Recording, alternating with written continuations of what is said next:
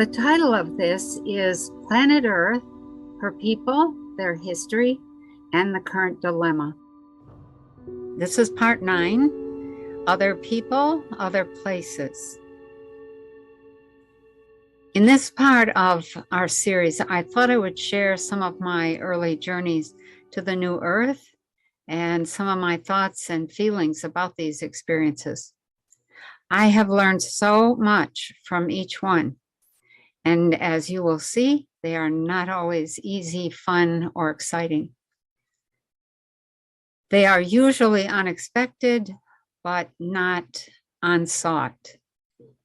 Sometimes some of these journeys are painfully embarrassing, but they're always very provocative. Anyway, on October 21st, 2018, I went to bed early and was almost asleep when something pulled me to full waking attention. Coming toward me from some distance away was a being emanating tremendous light. Instantly, I was wide awake and half sat up in bed to get a better look. When it reached me, it said, "You are being activated again. It is time for you to be activated again." The being was humanoid, but did not look like a human from Earth. There were numerous waves of beautiful light emanating from it. And these looked like plasma filaments and the way plasma filaments move around in a plasma lamp. These filaments were gorgeous: reds, pinks, blues, whites, yellows, purples, and greens. The being moved closer to me 3 times until I could see him quite clearly. There was no hair. The skin was kind of grayish colored, but the eyes were hard to see because the face protruded in an unusual way, and there were ridges or large wrinkles or something going up his nose onto the forehead. He was standing in what looked like an archway, and the waves of beautiful light were going in every direction. I was very surprised, and I had the impression that he was referring to a further Kundalini activation because there was the sensation of immediate fiery sensuality in the groin and moving up through the body. And then he was gone, and I was wide awake. There was a second part to the message that I did not write down because it was disturbing, and I wasn't sure I heard it correctly, and I wasn't sure how to interpret it. That second part was, "You will return to us." My thought was, return where? To whom? When? Return how? Was he referring to death? Am I done here? Why? I don't feel done. Was the return, quote unquote, return, an ideological reference? Was it something to do with allegiance and not death? Or had I wandered way off course in some way? The next day, I was working in the sun kitchen thinking about the message and wondering what it meant when I heard a voice say, "Get your affairs in order." That definitely left me thinking my time here might be done. It was difficult to grasp the idea of leaving here. How could I leave my children? I love them beyond all reason. Eventually, the messages became clear. Before coming here, it was drilled into me again and again that I was to stay under the radar until things came apart and the criminal elements were on the run or too busy to worry about someone like me who was just getting started. Earlier in that year, interviews I had done with Regina Meredith and JSNP4 created a lot of publicity, and I was anxiously trying to figure out how to get back below the radar and was sending messages to my people asking, "Is it now? Should I speak up? How do I handle this?" The message that I was to be activated again was confirmation that things were unfolding correctly. I was to begin speaking up about my work with consciousness. The message that I would return to them was simply a heads up that I would begin to return to my roots, which are elsewhere, and would begin to communicate with my people regularly, which also turned out to be correct. Less than a year later, on September 9th, 2019, I decided to do a little exploring by going to the place that the three beings of light had taken me back in the very early days of Kundalini. I called it the New Earth because it was a duplicate of our planet, except that it was immaculately clean, very peaceful. Everyone and everything was alive and communicating, and this included the buildings, the flowers, trees, rocks, sand, and whatever else existed there. I had been there 4 times, almost 40 years earlier, and I wasn't sure I would be able to find it again. But to my great surprise, I not only found it, I felt that my visit had actually been anticipated. I stayed there for an entire day of their time and returned back here at 1 a.m. on September 10th. I then wrote about my visit as if I were still there, as follows. I am here one day. There is much to learn. It's odd that I should arrive and be writing this on the New Year's Day of ancient times. I actually arrived on the last day of the old year in the same location as the first time I came here, a flat area outside the city where the ground was covered with pea gravel and some very tall evergreen trees nearby, as well as in the distance, and the city visible from there. Several people greeted me, and when I scuffed the pea gravel with my foot to say hello in response to the pea gravel's greeting to me, the response from the people greeting me was immediate. They felt it was a rough, crude treatment of the pea gravel. So I quickly knelt down, scooped some pea gravel into my hands and apologized, and then said a more loving hello. The tension in the 3 people melted, and then I stood there uncertainly for a moment. After going through my few memories of the place and not coming up with any conversation openers, I said rather bluntly, I would like to stay, to be here, but I'll need a place to live, a place to stay when I come here. As if they knew and anticipated my words, they took me to a place in the city. It was an apartment high up in a gleaming silver high-rise building. It was beautiful, but I didn't really want to stay in such an austere, polished environment. I thanked them and said it was beautiful, and then asked, is there some place I could stay in nature? They said yes, of course, and took me to an idyllic cottage with a thatched roof, flowers all around it, and a small pool of water and fish among the flower gardens. I said it was perfect, thanked them, and they took me inside, saying it came from my own consciousness. The bed looked wonderfully cozy and comfortable with a patchwork quilt on it. There was a teapot on the cupboard and a desk nearby. I asked about food. Do you eat? Is there food? They replied, yes, there are always berries. There are also apples and pears. There's cheese and bread as well, and milk from the cows. Well, what about meat? I asked, but this brought a return of attention. One of them said, well, very, very seldom. But once in a while, an animal will direct us to use itself to feed someone for a particular reason. So I kind of dropped that subject and said, well, what kind of work will I do? Do I have a computer I could use? They replied, your computer is sitting on your shoulders. Your work is writing, and you will have some use of music with the writing. You are familiar with this after having set some poems to music. You will also have some involvement in architecture.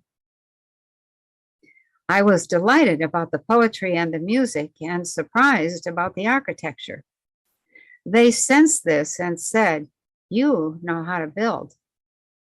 You have also done much work in transforming buildings and people. You will mostly create artistic projects that include words, music, dance, and nature. With that, I had visions of dancing among the flowers, but then worried that the dancing would greatly disrupt the root systems and delicate stems of anything tall enough to dance with me. The people with me smiled and said I would learn how to create and work with flowers in such productions. And then they closed their tour and instructions by saying, at first, you will go back and forth a lot between your old earth and this one. You will try to implement some of what you learn here in the old system of reality. The kind of work you do here is not quite possible in that old system, but you will try because you are a muse. As they said this, I imagined myself to be back in the old reality of Earth. It was dark, heavy, seemed unfriendly and warlike. But when I heard the words, you are a muse, I snapped back to the new Earth in delight. I love the idea of being a muse. How creative, how wonderful, and inspiring. My tour guides then took their leave, telling me to settle in and enjoy my new home. I went in my cottage and stood there, uncertain of what to do. Everything was so clean and simple. They had said it came from my own consciousness, as if this was the way I thought I would most like to live. But one of them had commented that I would eventually end up in the silvery high-rise they had first taken me to. The others shushed him up, but I heard it, and I had a feeling that it was true, but that this cottage was a good transition home for now. I went back outside to wander among the flowers. As I strolled thoughtfully, a bright yellow cup-shaped flower suddenly grew upwards until it was right in my face, where it peered at me intently. I was surprised and said, "Hey, you're spooking me. This is my first day here. I'm not used to this kind of thing." The flower quickly retracted, but then I noticed a fish sticking out of the water, eyeing me. I was a little more spooked and decided to go for a walk. I walked into a magnificent forest of tall, stately trees that had no downed limbs or underbrush. I walked for some time, following a path until I came to a large cathedral among the trees. It was stunning in its beauty, and I could hear music inside. I went in, and the experience is difficult to describe. The music increased to a glorious, sublime crescendo, and I felt like I was going to dissolve. I went back outside for a moment, and I felt like I needed to gather myself. But I had the thought, once I was out there, you know what? This is a real church. This is what churches are supposed to do. Dissolve our old selves and renew us. And I went back inside, entering that glorious music once again and feeling like I was going to dissolve once more, but knowing that this was the kind of union with the Godhead that was the essential source of life. I cannot recall everything that happened in the church, but I have vague memories of bliss. singing and joyous dance in a beautiful celebration of the new year. When I came out of the church, I was different. I was also tired, but peaceful. I walked back to my new cottage and decided to take a nap. I climbed into bed and slept the whole night. While I slept, I dreamed I was back on the old earth. And when I woke, I got up, made a cup of tea, and decided I should write down the events of the previous day. I found paper and pen in the drawer of the desk and sat down to write. And I wrote, I am here one day. I arrived on New Year's Eve and joined the celebration. When I returned to life in the old reality, I essentially wrote down exactly what I had already written when I found the paper and pen in the desk of the new earth.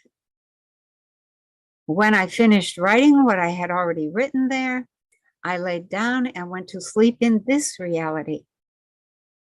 When I woke late in the morning, I found myself in both realities at the same time, and I wrote the following. I woke in my bed in the old reality and the reality of the new earth at the same time and decided to just lay there and enjoy the freedom to stay in bed as long as I wished. Both beds were very comfortable. After an hour of relaxed thinking and daydreaming, I got up and focused on doing my exercises in the old reality, even though I felt sluggish and heavy and wished the atmosphere was not so thick and humid. When I was finished exercising, I got dressed and went out to open my chickens. While out there, I remembered Nellie saying I should pick some raspberries. So I walked over to the raspberry patch and found quite a few were ripe. I started picking and eating them, standing right there in the raspberry patch. And after a short time, I had the thought, breakfast in the raspberry patch. And at that instant, I was aware of myself in the new earth, picking and eating berries in the yard, just as the beings, tour guides, had suggested the previous day. I continued picking and eating until there were no more ripe ones, and then came inside in both realities and made some tea. I decided to have a bowl of granola in the old reality, and as I ate, I wanted something more substantial in the new reality. How do I get some of that cheese they talked about yesterday, I wondered.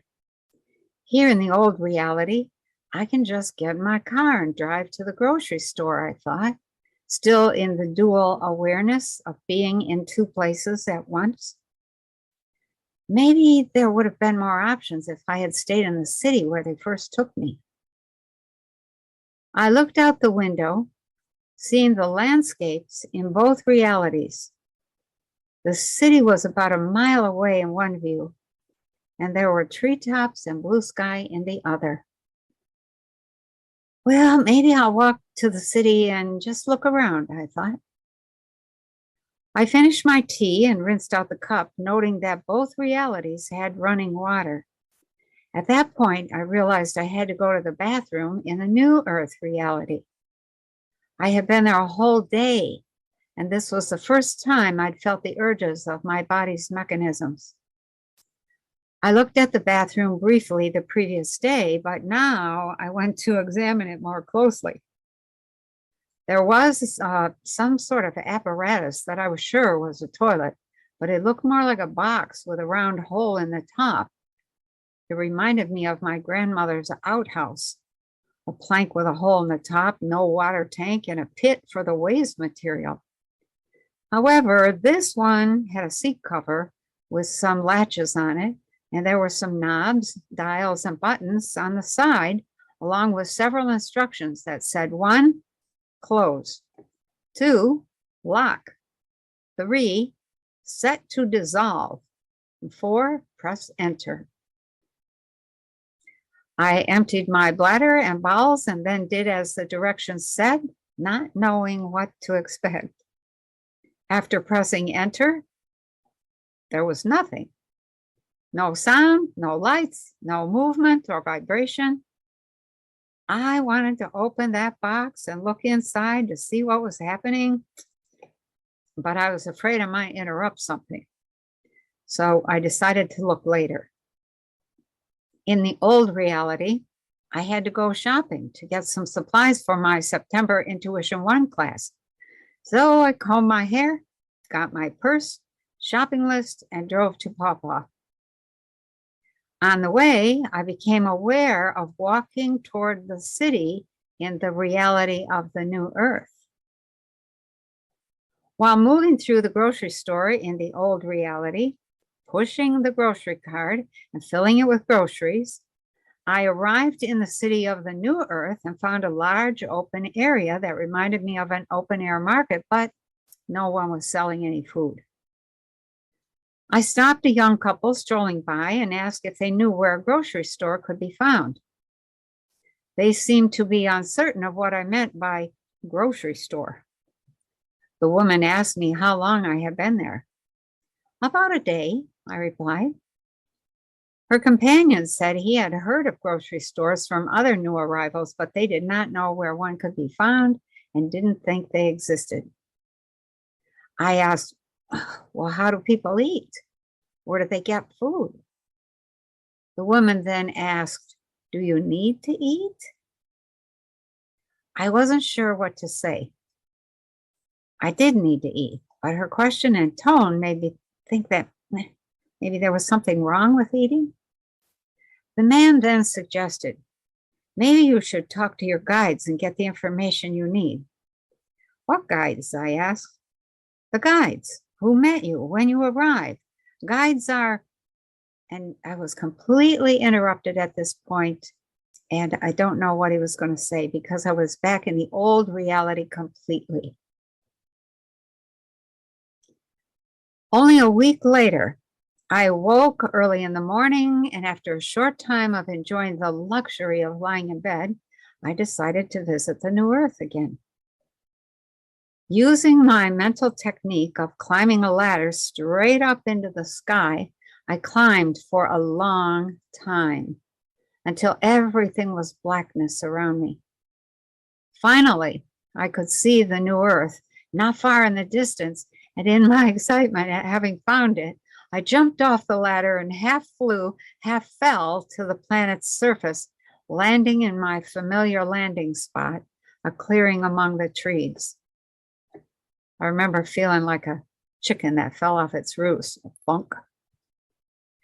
After a moment or two of trying to reorient myself and then sending out a telepathic message that I had returned, I headed toward the cottage that served as my home while there. In walking past the city, I remembered one of the people who first greeted me saying I would eventually move to the apartment in the city that they had prepared for me, and I wondered why he said that, but I kept going until I reached the cottage. Everything was clean and orderly, just as I had left it, and I remembered my search for food the last time I'd been there. I wasn't sure what to do next, but thought maybe I should pick a bowl full of berries and have them available in case I got hungry while there. I got a bowl from the cupboard and went out in the garden to pick berries, but immediately noticed a chair among the flowers. I went to sit in it, thinking I would just enjoy the beauty around me for a few minutes.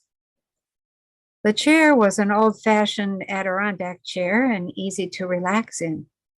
So I sat back, closed my eyes, and was quiet, but only for a moment, when my mind began to turn over quickly and I began to ask myself questions. Well, what do I do now that I'm here? What is my purpose here? What do people do when they come here?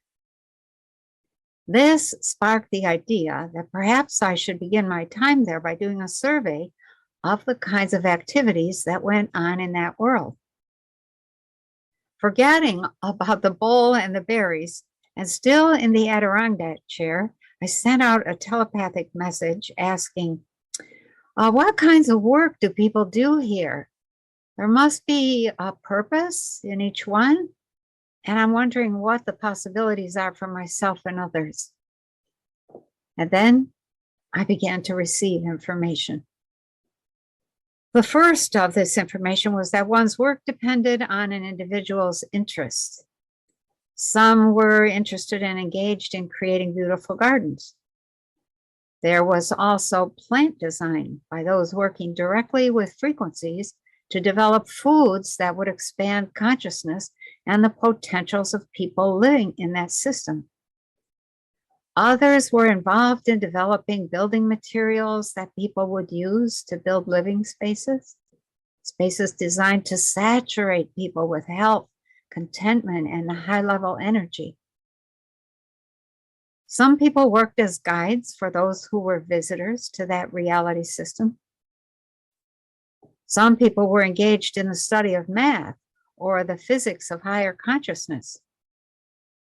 There were teachers, transportation experts, and people who worked to develop and maintain what they called the messenger system, or what we would call media, except that their system was primarily telepathic and secondarily holographic. There were ambassadors to other places, historians that kept careful records of their reality system, as well as backup records for many of the races they communicated with. As the information continued coming in, I saw that some people were manifestors and produced frequency matrices that were the basis of specific items. These were items that another individual might want or need. Although sickness was rare, some people were healers, and healing, quote unquote healing, was focused on the careful integration of incoming individuals into a much more expansive perception. This helped others to adapt quickly to the reality at hand and helped them to correct any destructive perceptual habits carried over from outside realities.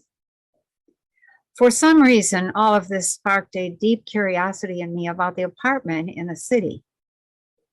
I got up from the Adirondack chair, and without questioning what was pulling at me, I began walking briskly toward the city and the apartment in the gleaming silver building.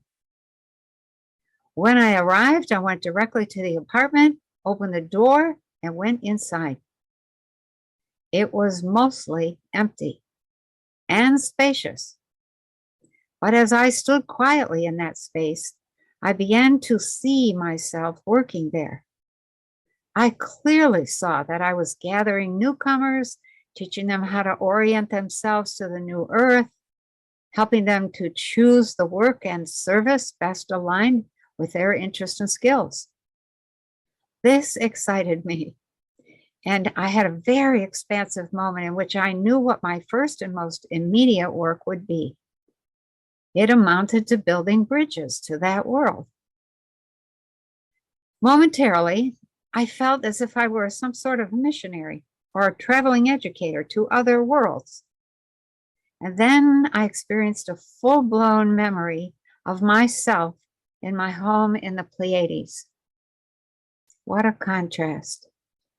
In that memory, I was very old, very wise, and had an amazing range of experience.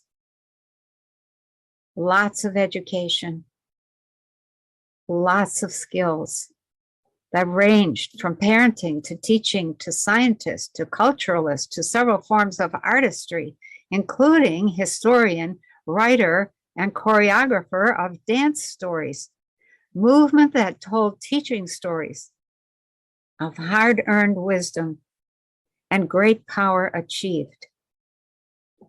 This moment of knowing myself was very sobering, powerful, and steadying. As I stood there, I was fully connected to three places: the new earth, the old earth, and the Pleiades.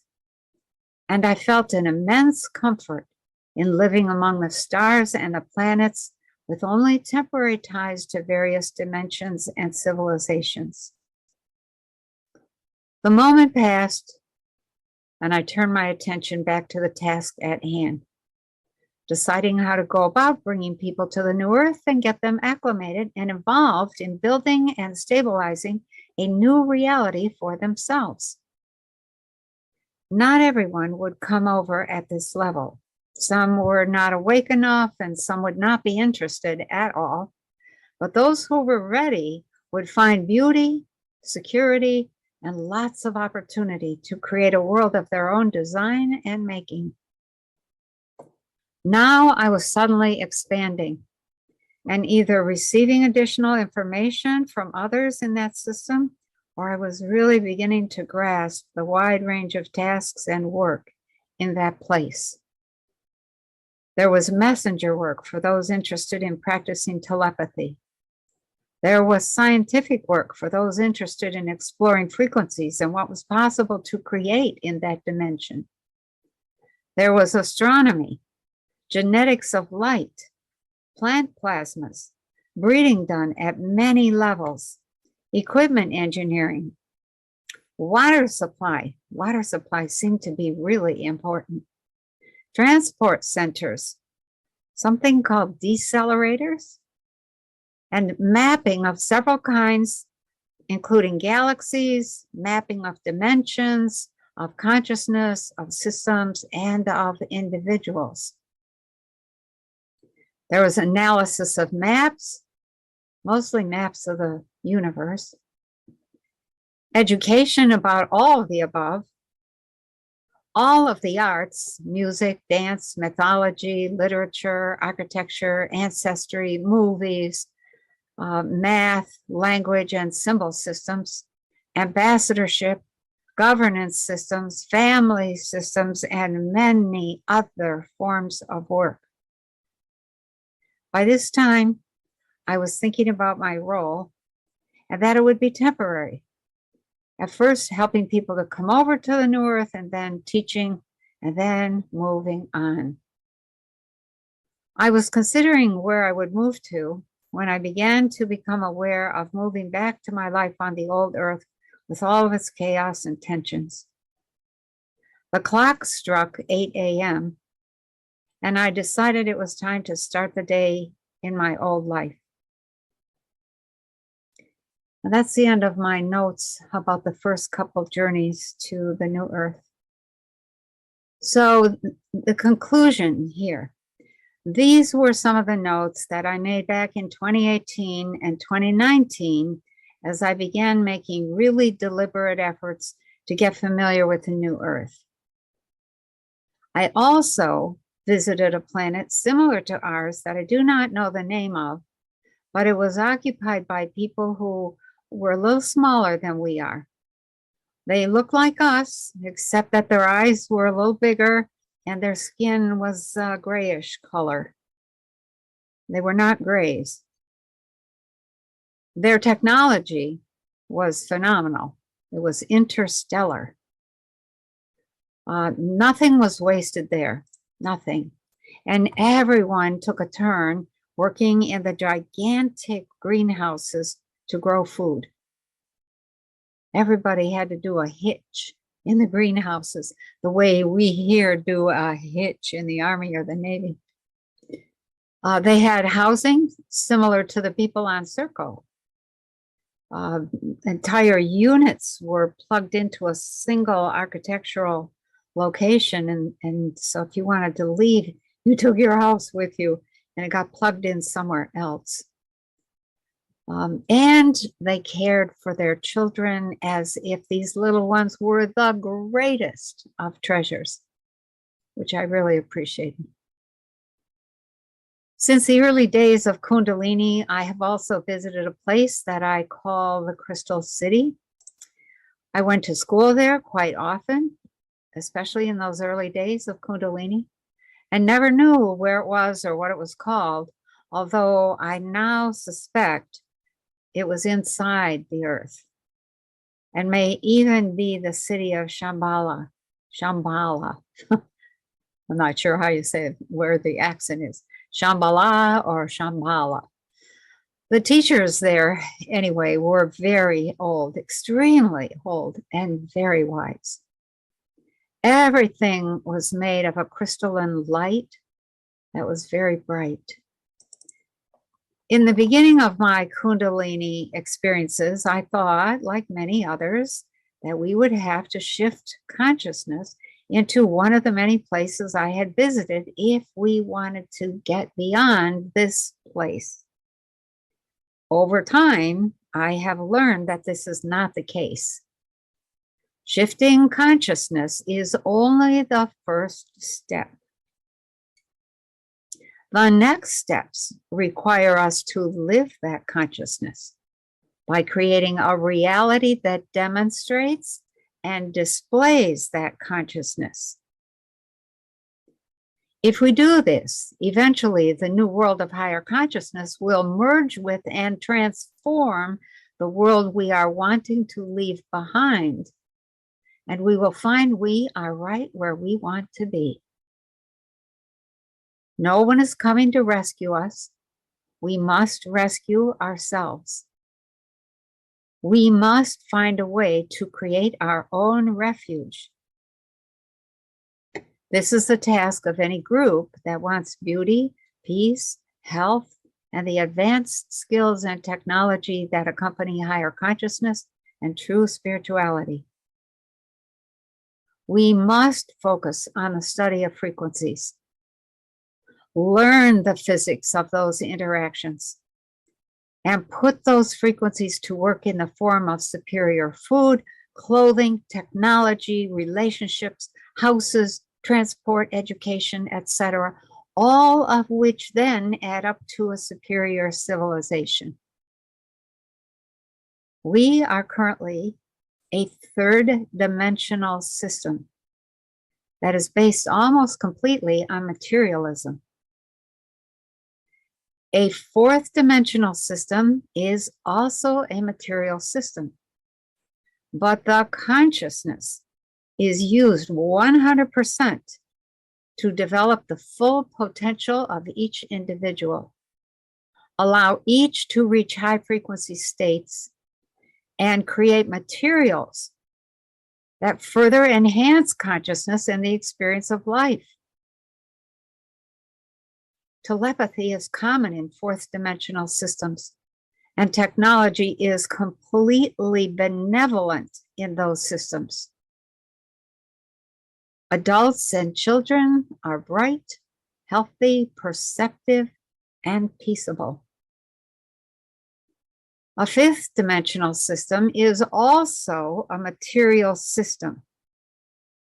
It too is using consciousness 100% to develop materials that enhance consciousness and the experience of life. However, the people who live in the fifth dimension have also learned how to generate light. Telepathy, telekinesis, and teleportation are standard. Their bodies have become slightly less dense, but still look and act fully physical.